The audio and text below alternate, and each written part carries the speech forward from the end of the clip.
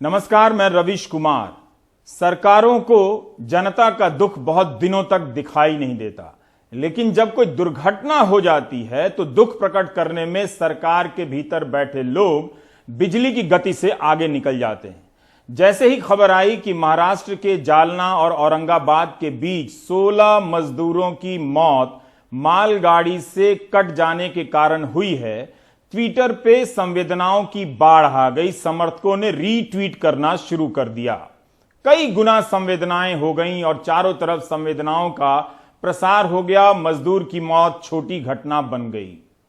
जिन लोगों को समय रहते देखना चाहिए था कि मजदूर पैदल चलने के लिए क्यों मजबूर हो रहे हैं, वो चुप रहे, उन्होंने कुछ नहीं किया। और जिन लोगों को जो सिस्टम से बाहर थे उन्हें देखना चाहिए था, उन्हें लिखना चाहिए था ट्विटर पर, उन्हें बोलना चाहिए था, वो भी चुप रहे। और अब जब 16 मजदूरों की मौत हो गई तो संवेदनाओं को ट्वीट किया जा रहा है और रीट्वीट किया जा रहा है। 40-45 दिन कम नहीं होते हैं सरकार के पास फीडबैक पहुंचने के। लगातार फीडबैक पहुंचाया जा रहा है मीडिया के जरिए कि मजदूर किन किन हालात में पैदल चल रहे हैं, कुछ कीजिए। लेकिन जो हुआ वो काफी नहीं था और जो सरकारों ने बसों और ट्रेन का इंतजाम किया, उसके बाहर लाखों मजदूर पैदल चलने के लिए मजबूर हुए। वो संख्या आप पता कीजिए तो कोई सरकार कहेगी कि 4 लाख मजदूर लेकर आए हैं, कोई कहेगी कि 2 लाख मजदूर लेकर आए हैं। इतनी संख्या में लोग तो जिला स्तर के पार्टी के कार्यकर्ता पैसा खर्चा करके बसों का जुगाड़ करके किसी मैदान में जमा कर देते हैं।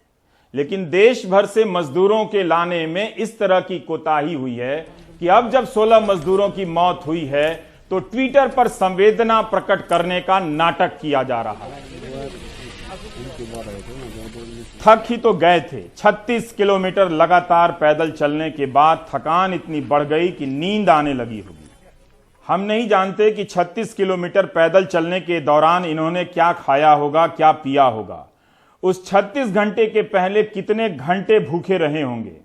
जाहिर है कमजोर शरीर थक कर चूर हो गया होगा, होश ही नहीं रहा होगा कि पटरी पर सो रहे हैं। बहुत देर से रेलगाड़ी चलते नहीं देखी होगी। नींद आई तो पटरी पर ही पीठ सीधी करके लेट गए होंगे और फिर गहरी नींद में खो गए होंगे और उनके ऊपर से मालगाड़ी गुजर गई। 16 मजदूर कटकर मर गए। ये मजदूर जालना से पैदल चलते हुए जा रहे थे औरंगाबाद की तरफ कि वहां से मध्य प्रदेश के लिए कोई ट्रेन खुलने वाली है। उन्हें क्या पता कि एक ट्रेन उन्हें मार देने वाली है। अगर वो औरंगाबाद पहुंच जाते तो शायद मध्य प्रदेश अपने घर भी पहुंचते।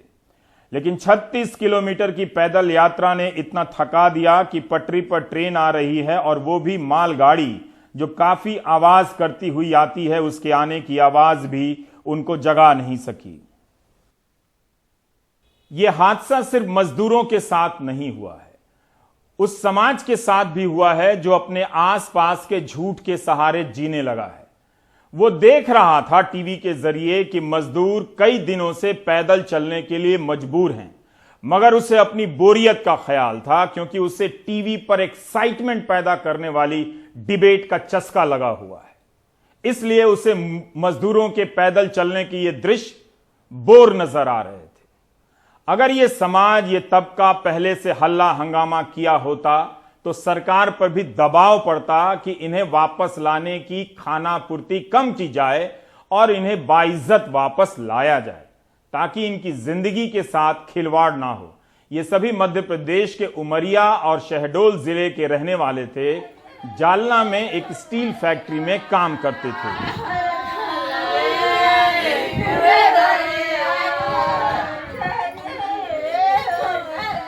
मैं नाम भी दिखाऊंगा और इनके गांव घरों की तस्वीर भी दिखाऊंगा जिनके सगे आज मालगाड़ी के नीचे कटकर मर गए। धन सिंह गोंड, निर्वेश सिंह, बुद्धराज सिंह गोंड, अच्छे लाल सिंह, रविंद्र सिंह गोंड, सुरेश सिंह कोल, राज बोहरम पारस सिंह, धर्मेंद्र सिंह गोंड, बिगेंद्र सिंह चैन सिंह, प्रदीप सिंह गोंड, ब्रजेश भैया दीन, मुनीम सिंह, शिवरतन सिंह, दयाल सिंह, नेमशाह सिंह, दीपक सिंह, अशोक सिंह, ये मरने वालों के नाम हैं और ये उनके घर और परिवार। जब ये जिंदा थे तो कईयों को 5 रुपए भी नहीं मिले। जब मर गए तो ऐलान हुआ है कि 5 लाख मिलेंगे। मजदूरों की जिंदगी की कीमत कम आंकी जाती है, इसलिए 5 लाख की दयावान सरकार के द्वारा मेहरबानी हुई है।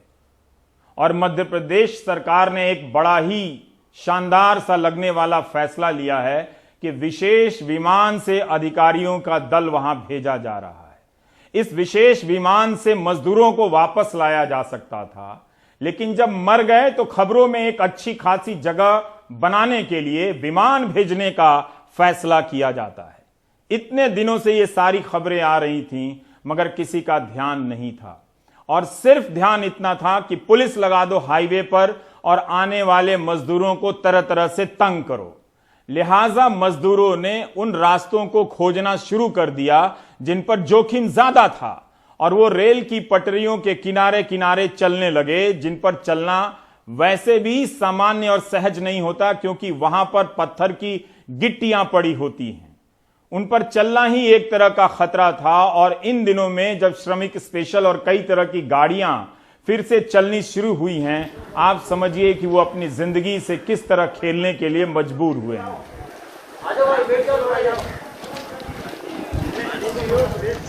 यही नहीं, आज भी उसी महाराष्ट्र में रेल की पटरियों पर अनगिनत मजदूर पैदल चल रहे हैं। ये वीडियो 8 मई की सुबह की है, मुंबई के मुलुंड की। मजदूर सामान पीठ पर लाद कर पैदल चले जा रहे हैं रत्नागिरी की तरफ। इस वक्त ये जिंदा हैं। क्या इनके लिए कोई ट्वीट है? हमारी संवेदनाएं मरने के बाद के लिए ही क्यों होती हैं?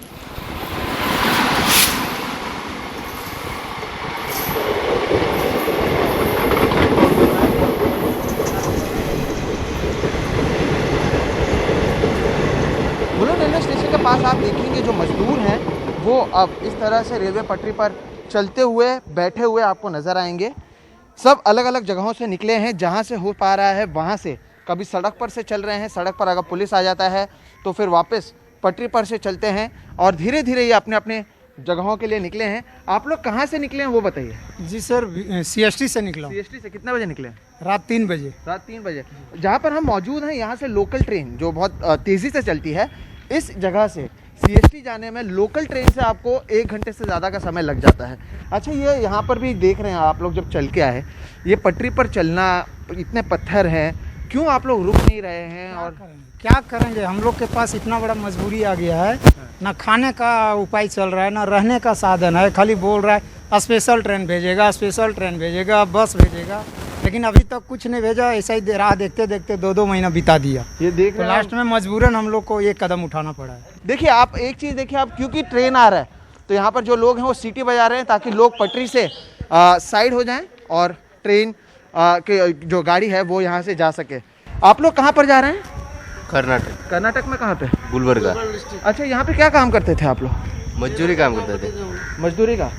खाना पीना कितना है आप लोगों के पास? क्या है हमारे पास? कुछ नहीं है, सब कोई देता है वही खा रहे हैं हम लोग। क्या जो देता है वही खा रहे हैं हम लोग। हमारे पास दे रहे हैं वो? हाँ, वही खा रहे हैं। यहाँ से लोग मजदूर चलते हुए जा रहे हैं। दूसरी तरफ से आप देखेंगे कि ट्रेन है वो निकल रही है, तो लोगों का लगातार जलना जारी है। औरंगाबाद में हम सबने देखा कि क्या हुआ, लेकिन सरकार कर क्या रही है कि इन लोगों के लिए कोई मदद नहीं पहुंचा रही है, बल्कि अगर ये पटरी से जाते हैं और पटरी पर हादसा हो जाता है और प्रशासन पर सवाल उठता है तो वो लोगों को पटरी पर जाने से रोकते हैं। लेकिन क्या ये इसका सल्यूशन है? ये वीडियो यूपी के सोनभद्र का है। रेल की पटरी पकड़कर चले जा रहे ये मजदूर मध्य प्रदेश के सागर से आए हैं और झारखंड के पलामू जा रहे हैं। 12 दिनों से ये पैदल चल रहे हैं। 15 मजदूरों की यह टोली चली आ रही है। सड़क पर चलते हैं तो पुलिस मारती है। कमाल है, ऐसे वक्त में भी पुलिस की लाठी चल भी जाती है। पैर का नुकसान से यहाँ पर भी है, इस पैर में भी है, इस पैर से भी नहीं चल पा रहा हूँ। पूरा ये सब जितना है, इधर देखिए। इसने तो अपने पांव के छाले ही दिखा दिए। लीजिए, देख लीजिए मिडिल क्लास वाले जी। और फिर किसी का ट्वीट देख लीजिए कि आता है या नहीं। ट्विटर की नौटंकी हमारी व्यवस्था को खाए जा रही है, संवेदनशीलता के नाम पर उसे और क्रूर बना रही है।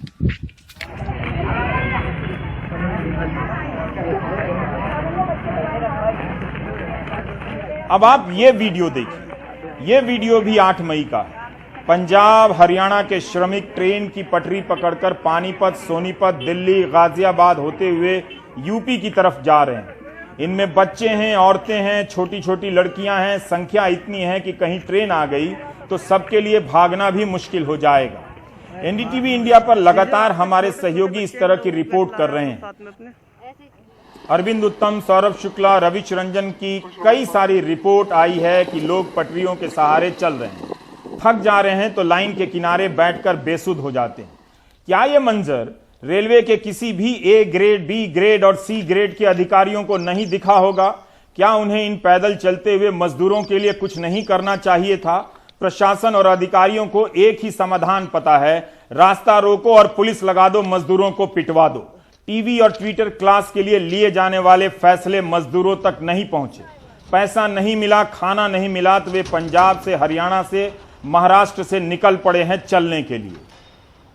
सौरभ ने आज ऐसे ही कई मजदूरों से मुलाकात की जो कई जगहों से, हरियाणा से भी आ रहे हैं और गुरुग्राम से भी चलकर आ रहे हैं, जो बिहार की तरफ जा रहे हैं, कटिहार जा रहे हैं। कितनी दूर है आप सोचिए इन पटरियों के किनारे चलते चलते, और इन पर चलना कितना जोखिम का काम है आप सौरभ की इस रिपोर्ट में देखिए। कहाँ के रहने वाले हैं? जी बिहार से, कटिहार जिला बिहार से। कटिहार तक पैदल जाएंगे ट्रैक पे? जी सर। रेलवे ट्रैक पे चलेंगे पूरा? जी। तो ये रेलवे ट्रैक पे चल रहे हैं, रेलवे ट्रैक पे चलने का कारण क्या है? सड़क से क्यों नहीं जा रहे हैं? क्यों सर, हम लोग को जाने नहीं मिल रहा है, बहुत रुकावट है, पुलिस जाने नहीं दे रहा है। हम लोग पुलिस वाले जो है ना हम लोग ऊपर डंडे बरसा रहे हैं। सड़क पे चल रहे हैं, पुलिस वाले डंडे बरसा रहे हैं। जी, वो ये नहीं पूछ रहे हैं कि तुम लोग क्या खाए नहीं खाए, वो पूछ नहीं रहे हैं, सिर्फ डंडे मार रहे हैं। कम से कम ये भी तो पूछने चाहिए, कम से कम तुम लोग खाया या पिया नहीं, तुम लोगों को मतलब जिसे ठेकेदार पैसे नहीं दे रहा है, मतलब पुलिस वाला खाने के लिए नहीं दे रहा है, ये सब पूछने के बजाय उसने डंडे मारने चालू कर दिए। तो हम लोग क्या करेंगे सर? गरीब आदमी हम लोग को अब रहने के सिवा जब मजदूरी कर नहीं सकते यहाँ, जब गाड़ी भी बंद रहेगा तो हम लोग तो घर जाना पड़ेगा।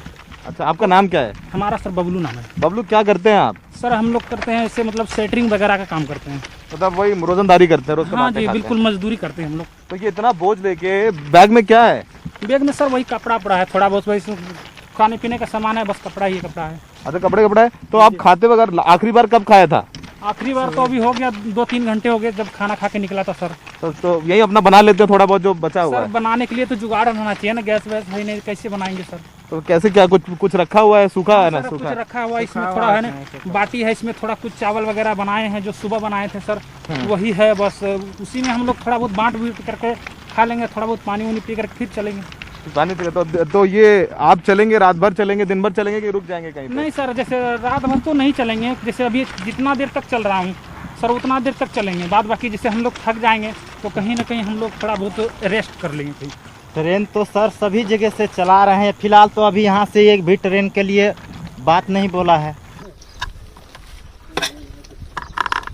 आपका नाम क्या है? तोताराम जी। तोताराम जी, आप यहाँ पर खाना खिला रहे हैं, पानी पिला रहे हैं, क्यों कर रहे हैं? ये सेवा कर रहे हैं जी, पब्लिक भूखी है, प्यासी है, इसलिए उधर सेवा कर रहे हैं। पटरी के पास आपने लगा लिया है? जी हाँ। हाँ? पब्लिक जा रही है पटरी पे, कर बस बताते हैं लोग 4 दिन हो गए जी, खाना नहीं मिला है, पानी नहीं मिला, तो इसलिए मतलब सेवा शुरू करी, सेवा के लिए। तो ये मदद सरकार कर रही है कि अपने पास से गांव वालों ने से कर रहे हैं? अपने पास से। कॉलोनी में 1-2 आदमी अपने पास से। तो ट्वीट करने के बाद भी पटरियों पर यह व्यवस्था बनी हुई है। यूपी के शाहजहांपुर स्टेशन पर अमृतसर से आने वाली एक श्रमिक स्पेशल से 4 मजदूर कूद गए। उन्हें किसी ने बता दिया था कि गाड़ी शाहजहांपुर भी रुकेगी, लेकिन जब नहीं रुकी तो वो कूद गए, बच गए। लेकिन यह कितना बड़ा खतरा था, यह क्या बताता? यह बताता है कि हम मजदूरों के साथ ठीक से कम्युनिकेशन नहीं कर रहे हैं, उन्हें सारी बातें ठीक से नहीं बता रहे हैं। हमने मान लिया है कि सारा भारत ट्विटर के टाइमलाइन पर ही मुफ्तखोरी कर रहा है या व्हाट्सएप में खोया हुआ है, लेकिन जिनके पास स्मार्टफोन नहीं है उन तक आप किस तरह से सूचनाएं पहुंचाएंगे, वो भी आज के जमाने में इस पर विचार किया जाना चाहिए।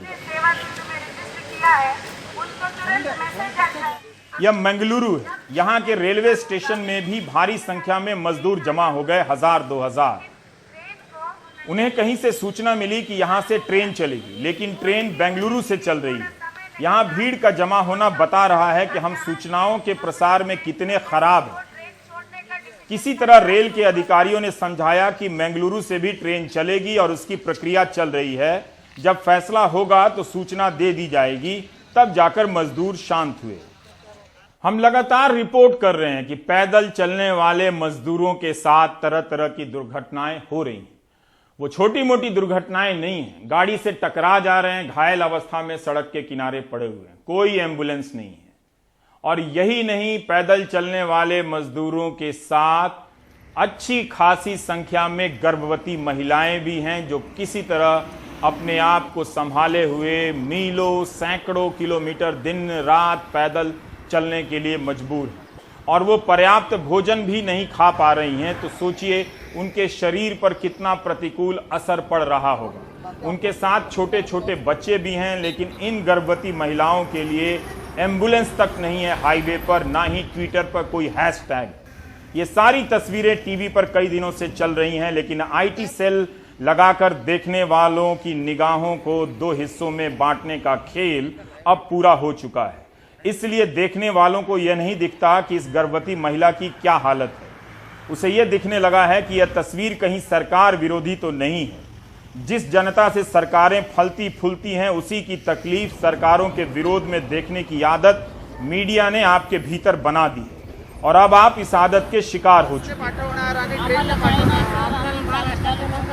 तो मेरा एक सवाल है, क्या इतने सारे मंत्रियों मुख्यमंत्रियों के ट्वीट इसलिए आए कि मालगाड़ी से कटकर मर जाने वालों की संख्या 16 थी? क्या उनकी संवेदना का आधार मरने वालों की संख्या है? अगर नहीं है तो लखनऊ में भी इसी तरह के हालात में 2 लोगों की मौत हो गई बुधवार को। छत्तीसगढ़ से, लखनऊ के जानकीपुरम से छत्तीसगढ़ के लिए पति पत्नी का एक जोड़ा साइकिल से ही निकल पड़ा। कृष्णा की गरीबी तालाबंदी के कारण और असहनीय हो गई थी।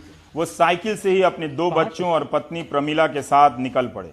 लखनऊ से निकल ही पाए थे कि किसी गाड़ी ने टक्कर मार दी और कृष्णा और उनकी पत्नी प्रमिला खत्म हो गई।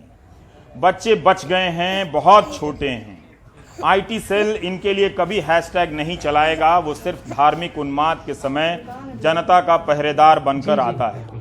पिछले 45 दिनों में जनता के जीवन मरण से संबंधित कितने डिबेट आपने देखे और खतरे में पड़े धर्म को लेकर कितने देखे होंगे आपको पता होगा। एक दिन व्हाट्सएप यूनिवर्सिटी से निकलकर धार्मिक उन्माद के ये मीम आपसे हिसाब मांगेंगे। मैं आपको दिखाना चाहता हूँ, ये लखनऊ का जानकीपुरम का इलाका है।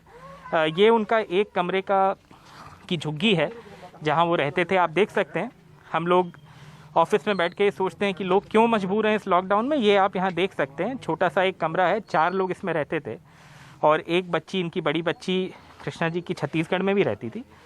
ये लोग क्यों मजबूर हुए यहाँ से साइकिल से जाने के लिए? उनका एक्सीडेंट हो गया है, गाड़ी उनको टक्कर मार के चली गई, 2 दिन हो गए। दीदी आपका नाम क्या है? हमारा तुलसी नाम है भाई। आप कृष्णा की क्या लगती थी? हम उसके बहन हैं। आप उनकी बहन लगती हैं। हाँ। ये बताइए दीदी कि ये कृष्णा और उनकी वाइफ 744 किलोमीटर है यहाँ से आपका गांव। हाँ। तो साइकिल या पैदल चलना कोई मतलब इतनी दूर सोचता नहीं है। हाँ। क्यों मतलब वो लोग इतनी दूर क्यों सोचे कि साइकिल से चले जाएं? तो परेशानी है भैया, खाने पीने के लिए इतना दिन से लॉकडाउन चल रहा है, तो क्या करेगा, सोचे नहीं तो मजबूरी में तो हर चीज़ करना पड़ जाता है। तो एक उसी लिए कि खाने पीने के लिए कुछ नहीं मिला और इतना दिन से लॉकडाउन चल रहा है, इसलिए परेशान होकर के पैदल ले जाएंगे क्योंकि साइकिले में जा रहा था। आपका नाम क्या दीदी? कौशल्या मेरा नाम है। कौशल्या, आप क्या लगती हैं कृष्णा जी की? उसका मैं मेरा जेठ है वो। आपका जेठ है। हाँ। ये बच्चे और बच्ची को कितनी चोट आई है? ये चोट इनके में ज्यादा चोट आया है, बच्चे के में। अच्छा। पूरा सर में देख रहा हूँ बैंडेज। पूरा सर में चोट आया है। आपका नाम क्या है भैया? जी मेरा नाम होली राम साहू है सर। आप इन्हीं लोग के गांव से हैं? हाँ। जी ये मेरा भाभी है। आपकी भाभी हैं। आप मुझे ये बता रहे थे कि आप लोग मजबूर हैं और यहाँ मतलब ये लॉकडाउन जो 40 दिन से चला है, आप लोग ये सोचते हैं कि आप घर चले जाएं। हाँ, लेकिन प्रधानमंत्री हैं वो लोग ये कह रहे हैं कि जैसे कुछ दिन अगर आप लोग और देख लें तब शायद वापस से काम आप लोग को मिलने लगे। तब क्यों मतलब आप लोग घर जाना चाहते हैं? देखिए ये तो एक बार में हुआ नहीं है सर, पहले तो शायद कितने दिन का 15 तीसरी बार है। हाँ ये तीसरी बार है। तो जो लोग हैं वो परेशान हो गए हैं कि बार बार बढ़ाते जा रहे हैं, पता नहीं कब खुलेगा। तो आनन फानन में आदमी जो है उल्टा सीधा कदम उठा रहा है। और पहले ये एक बात और है कि प्रशासन तो बोलता है कि हम खाना दे रहे हैं, पैसा दे रहे हैं, लेकिन जो हर आदमी के पास ये पहुंच नहीं पा रहा। ये कितने दिन से यहाँ रह रहे थे और कब आए थे लखनऊ पहली बार, कुछ जानकारी? ये तो 7-8 साल हो गए यहाँ रहते, और यहाँ पर 8-9 महीने हुए यहाँ आके रहने। इस झुग्गी में रहते थे? हाँ। इसका क्या किराया देते थे, कोई आइडिया है? ये इसका किराया है 800 रुपया। 800 रुपये महीना देते थे। तो ये बताइए सर कि क्या ऐसी मजबूरी हो गई कि 700, 800, 900 किलोमीटर उन्होंने साइकिल से जाना सोचा भैया? अब मजबूरी ये था भैया कि अब खाने के लिए तो कुछ है नहीं। अब थोड़ा बहुत कहीं कहीं से राशन मिल जाता था। ठीक है। और दूसरी बात, पैसे 1 रुपये भी नहीं था। अगर कुछ तबीयत खराब हो जाता था, ऐसी भी तकलीफ में था। और 2 बच्चे थे, कुछ खाने के लिए कम से कम दूध कुछ मिल जाता तो हो जाता था, लेकिन कुछ है नहीं। और घर में भी तकलीफ है। और दूसरा बात यह है कि अभी किसान लोग का जो खेत के माध्यम से थोड़ा बहुत खेती है, उसके माध्यम से कर्जा मिलने वाला था। उनको ऐसा पता लगा था कि शायद गांव जाएंगे तो कर्जा मिल जाएगा। तो उससे अभी गुजारा भी हो जाएगा और खेती भी कर लेंगे। और यहाँ तो 1 रुपये उनके पास पैसा नहीं था।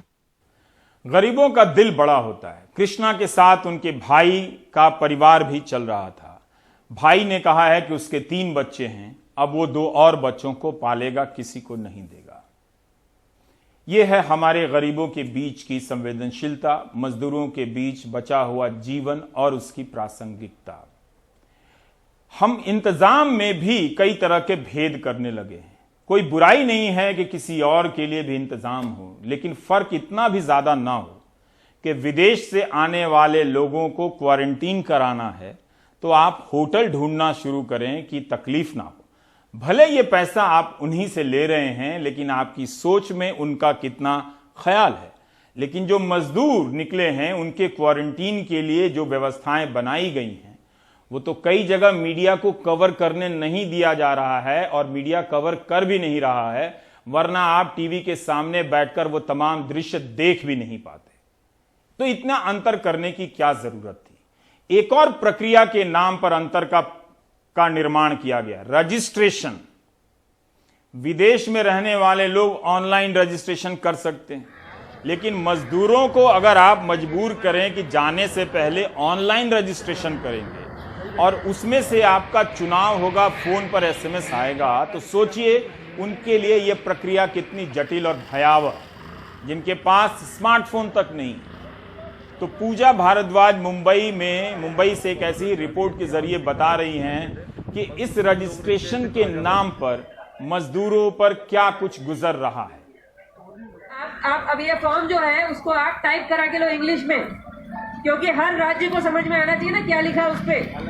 तो इसीलिए इंग्लिश में उसको टाइप करके लेके आओ।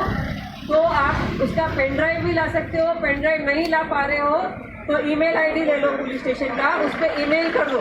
धारावी में करीब 70% लोग डेली वेजर्स हैं, यानी कि रोज कमाते खाते हैं, और इनमें बड़ी संख्या प्रवासी मजदूरों की है। और इन प्रवासी मजदूरों में सबसे ज्यादा उत्तर प्रदेश और बिहार के मजदूर हैं। लेकिन उत्तर प्रदेश के जो मजदूर हैं उनकी शिकायत ये है कि कुछ समय के लिए उनके फॉर्म नहीं लिए जा रहे थे। अभी भी कुछ लोग शिकायत कर रहे हैं कि उनके फॉर्म नहीं लिए जा रहे हैं। वैसे पुलिस का कहना है कि कुछ समय के लिए इस प्रक्रिया को रोका गया था उत्तर प्रदेश के मजदूरों के लिए, उत्तर प्रदेश के सरकार के सख्त निर्देशों के बाद, लेकिन अब उनके फॉर्म लिए जा रहे हैं।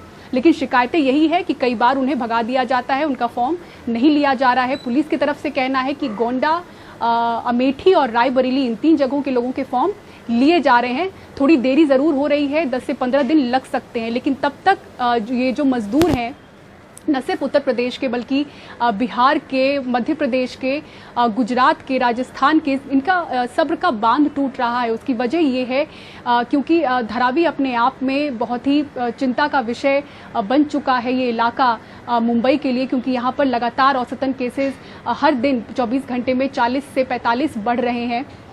मई महीने में खास तौर से देखें तो जो स्प्रेड है वो जिस तरह से बढ़ा है उसको लेकर एक डर है। सोशल डिस्टेंसिंग इनकी हो नहीं पा रही है, क्योंकि प्रति वर्ग किलोमीटर में अगर 2,27,000 लोग रह रहे हैं तो इनके लिए बहुत ही बड़ी समस्या है। इसके साथ ही जो ये पूरी प्रक्रिया है इन्हें भेजने की, वो बहुत ही जटिल है मजदूरों के लिए। 2 मई को जिस तरह से अनाउंस किया गया था पुलिस के जरिए, यहाँ पर लंबी कतार उनकी पुलिस स्टेशनों के बाहर नजर आई थी और पुलिस ने उन्हें समझाया था कि आपको अंग्रेजी में फॉर्म भरना है। PDF फाइल आपको मोबाइल पे भेजा जाएगा, अंग्रेजी में फॉर्म भरिए, जो कि बहुत ही मुश्किल है। आप समझ सकते हैं कि एक मजदूर अंग्रेजी में फॉर्म कैसे भरेगा। दूसरी चीज उनको कही गई कि आप किसी भी रजिस्टर्ड डॉक्टर के पास खुद जाइए, मेडिकल सर्टिफिकेट लेकर आइए। आपका 25 से 30 का ग्रुप बनेगा जिसका 2 ग्रुप लीडर होगा और उसे आकर पुलिस स्टेशन से टोकन लेना है और टोकन के बाद आप लाइन में लगिए लेकर और फॉर्म जमा करिए। फॉर्म जमा होने के बाद वो डीसीपी ऑफिस से संबंधित राज्य जाएगा और वहां से परमिट के बाद इनके जाने की व्यवस्था होगी। तो ये इतनी जटिल प्रक्रिया है। उसके साथ ही साथ जो बड़ी संख्या में यूपी बिहार के मजदूर हैं उनकी ये शिकायत है कि उनके फॉर्म लिए ही नहीं जा रहे हैं। मजदूरों का पैदल चलना सिर्फ पैदल चलने का दृश्य नहीं है। इस दृश्य के भीतर भी कई तरह की कहानियां रोज अलग अलग तरह से घटित हो रही हैं। ये जो तस्वीर देख रहे हैं ये छत्तीसगढ़ के नेशनल हाईवे की है। जिस ट्रक से ये मजदूर आए थे वो ट्रक खराब हो गया और ठीक नहीं हो सका तो मजदूर प्रदर्शन करने लगे। कहानी ये है कि इन मजदूरों ने अपनी कमाई सारी लगा दी और 70,000 रुपए जुटाकर ट्रक वाले को भाड़ा दिया। जब ट्रक खराब हो गया तो इन्हें लगा कि झारखंड तक का सफर अब कैसे करेंगे, तो इसलिए इन्होंने हंगामा करना शुरू कर दिया और रात भर वो इसी तरह से पीड़ित रहे, बेचैन रहे और सत्तू नमक खाकर उन्होंने रात गुजारी। छत्तीसगढ़ की पुलिस ने इन्हें मदद की और इन लोगों को भेजा और ट्रक वाले से 35,000 रुपए भी दिलाए, मगर सोचिए इनके 35,000 रुपए डूब ही गए। सोमेश पटेल ने छत्तीसगढ़ में ऐसे कई मजदूरों के जत्थे से मुलाकात की है जो कई दिनों से हकासल पियासल चले आ रहे हैं, बिना कुछ खाए पिए और तरह तरह की मुसीबतों में फंसे हुए। देखिए सोमेश की कुछ मजदूरों से बात की। छोटे छोटे बच्चे लेकर वहाँ भी जाते, सरकार से जाते परमिशन लो, वहाँ जाते परमिशन लो, ऐसे करते करते हम पैदल चले आए, लेकिन कुछ व्यवस्था नहीं कर। सरकार वोट के लिए जाते, क्यों आते हैं हमारे व्यवस्था नहीं करते, तब झूठे बयान देता है उन लोग। ये हमारा सारा कमाने गए तो क्या हो गया, अपने पेट के लिए सब जनता जाते हैं, मतलब कुछ व्यवस्था नहीं कर रहे हैं हमारे लिए। कब आप लोग निकले थे? हम परसों निकले थे। कुछ खाया आपने? कुछ नहीं खाया सर, पैसा कौड़ी है नहीं है सर, क्या खाएंगे सर, पैसा कौड़ी कुछ नहीं है हमारे लिए। तो आप लोग के लिए तो स्पेशल ट्रेन चलाया जा रहा है। चला रहे थे सर, झूठे बोल रहे थे सर, तारीख बाई तारीख उसमें तारीख बाई तारीख देते, क्या करेंगे तेलंगाना में 15 दिन निकला। आज कलेक्टर के पास जाओ, एमआरओ ऑफिस जाओ, कहाँ जाओ, 1 महीना हम लोग बैठा सर, 40 दिन बैठा था, 40 दिन कुछ रोजी नहीं मिला सर हमको। वहाँ पैदल आ रहा था, कुछ नहीं है खाने पीने के लिए, न पैसा न कौन सा। ये लॉकडाउन जब से है, क्योंकि हमारे देश में 700 था संक्रमित, लेकिन आज हमको देखते देखते 40 या 50,000 हो रहे हैं। लेकिन हम क्या करें, गरीबी आदमी मर रहे हैं ना, बड़े आदमी लोग क्या करेंगे, रोड में जा रहे हैं आ रहे हैं, सिर्फ गरीबी आदमी घर में घुस रहे हैं कि गरीब आदमी ला रहे हैं क्या संक्रमित को, इसको अमीर लोग जवाब दे। जहाज भर भर कर वो लोग कोरोना विदेश से ला रहे हैं, हमको अपने राज्य से नहीं ला रहे हैं, कैसा राज्य है, कैसे देश। पलायन सिर्फ एक राज्य से दूसरे राज्य की तरफ नहीं हो रहा है, एक जिले से दूसरे जिले की तरफ भी हो रहा है। एक राज्य के भीतर भी उसी राज्य के मजदूर कई 100 किलोमीटर की यात्रा इस तेज गर्मी में करने के लिए मजबूर हैं, कोई पूछने वाला नहीं है। बाहर के लिए रेलगाड़ियां, बसों का बड़ा बड़ा ऐलान, हेडलाइन वाली खबरें आपको सुनने को मिलती होंगी, मगर इन मजदूरों का कोई पूछने वाला नहीं है। ये दूर तक फैली सड़क भोपाल से मंडीदीप होते हुए जो आगे के ज़िले हैं रायसेन और फिर आगे छिंदवाड़ा और होते हुए नागपुर की तरफ ये हाईवे आपको बैतूल, हरदा अलग अलग जगहों से ये मुड़ता है। और इसी रास्ते पर आपको बहुत सारे श्रमिक मिल जाएंगे जो मध्य प्रदेश में एक ज़िले से दूसरे ज़िले तक पैदल जा रहे हैं। और यहीं पर हमको रास्ते में कुछ ये श्रमिक मिले हैं जिनको कुछ संगठनों ने मदद दी है, कुछ खाना खा रहे हैं। ये पैदल निकले हैं छिंदवाड़ा के लिए भोपाल से। भाई साहब आपका नाम क्या है, आप बताएंगे? चिंतूलाल। हाँ, चिंतूलाल कहाँ से आ रहे हैं चिंतूलाल जी? जी हम अभी इधर निकले हैं तिरुपति अबनम से। इससे अशोका गार्डन? नहीं, ये अपने अयोध्या बाईपास। अयोध्या बाईपास। हाँ। क्या करते हैं यहाँ पर आप लोग? हम तो मजदूरी करते हैं। मजदूरी करते हैं सारे लोग। तो कब निकले हैं यहाँ से? अभी हम सुबह निकले थे 4 बजे। सुबह 4 बजे जी। वैसे तो छिंदवाड़ा पहुँचते पहुँचते आप लोग परसों तक पहुँच पाएंगे पैदल? जी 3-4 दिन लग जाएगा। 3-4 दिन से ज़्यादा लग जाएगा। हाँ जी। कोई लिफ्ट वगैरह कहीं रास्ते में और कोई इंतजाम नहीं हो पा रहा है? नहीं हो पाया। आप जिस दिन से लॉकडाउन है तब से काम नहीं मिला? हाँ जी, जिस दिन से लॉकडाउन बंद है जब से काम नहीं मिला। तो अभी क्या वहाँ पर खाने पीने की कैसी व्यवस्था थी वहाँ? खाने पीने का व्यवस्था तो हमारा सेट ला के दे रहे थे सर, खाने पीने का कुछ कमी नहीं था हम लोग। खाने पीने की कमी नहीं, तो फिर घर क्यों लौट रहे हैं अभी? जी सर, हमारा फैमिली वगैरह से मिलने तो मम्मी पापा से इसलिए जा रहे हैं हम। अच्छा, क्या करेंगे, बैठे बैठने से इतने दिन हो गया है। आगरा से हम पत्रकारों के लिए एक दुखद खबर है। वहां के एक सीनियर जर्नलिस्ट पंकज कुलश्रेष्ठ की कोविड-19 से मौत हो गई है। 4 मई को पता चला कि पंकज कुलश्रेष्ठ को कोविड-19 का संक्रमण हुआ है, वो पॉजिटिव पाए गए हैं। उसके बाद उनकी तबीयत तेजी से बिगड़ती है, सांस लेने में तकलीफ होती है, उन्हें अस्पताल में भर्ती कराया गया और गुरुवार की रात उनका निधन हो गया। उनके पीछे उनकी पत्नी है, एक पुत्र है। हम सब की संवेदनाएं पंकज कुलश्रेष्ठ के साथ हैं। पंकज कुलश्रेष्ठ 1994 से लगातार दैनिक जागरण में ही काम करते रहे। मथुरा में 8 साल तक ब्यूरो चीफ रहे और आगरा में भी लंबे समय से वहां पर अपनी सेवा दे रहे थे।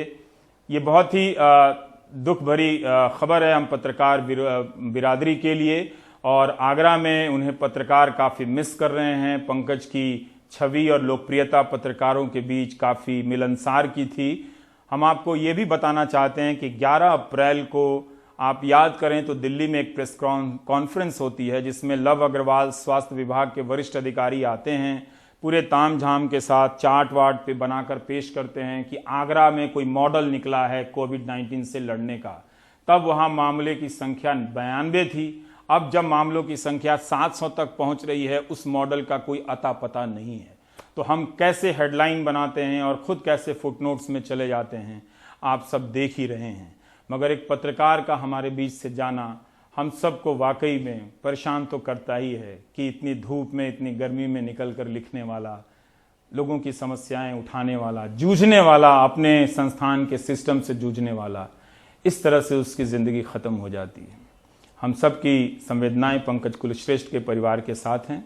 ब्रेक के बाद जब हम लौटेंगे तो बात करेंगे दिल्ली की।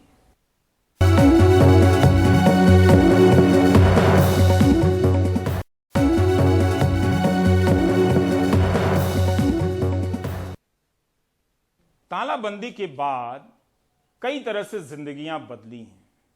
हमें कुछ कहानियां मालूम हैं लेकिन बहुत नहीं मालूम।